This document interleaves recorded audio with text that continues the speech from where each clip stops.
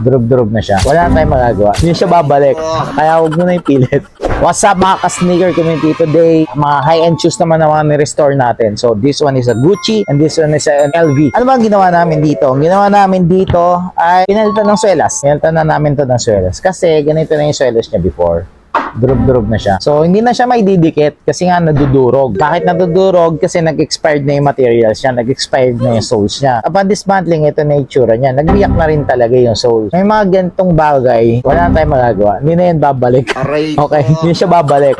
Kaya huwag mo na ipilit. Kaya ang solusyon namin dito sa sole game, palitan na siya ng swelas. Ito yung pinalit namin ng soles. I think this is so much better than the original. Mas matibay ito. At the same time, we also put stitching here. Naka-color and to match yung hue ng shoes. Parang walang nangyari. Yan yung mga restoration namin dito sa sole game. Another one from Sir Jeffner Angas. Tapos na po shoes nyo. Ito po yung isa pa. Louis Vuitton naman. This one is an LV. Ayan. Ito yung before pick niyan. Makikita nyo. Talagang durog na siya. Hindi po yan na re-review na parang puzzle. Eventually, magkakadurog-durog na ulit yung mga ibang parts niyan. Nung binaklas namin siya, ito na yung kinalabasan niyan. Ayan. Nagkakadurog-durog na talaga yung swelas ng Louis Vuitton ni Sir. So, ang solution ng sole game dyan is palitan din talaga ng swelas. At ito na yung pinalit naming soles para doon sa Louis Vuitton ni Sir. As you can look closely dito, ito na yung pinalit namin. Ayan. Match na match siya. Maganda yung ano. Hindi siya original hindi siya yung kagaya ng Louis Vuitton din na soles. Best matching soles lang ang may lalagay namin. With that, we also have stitching in place in there. Ayan.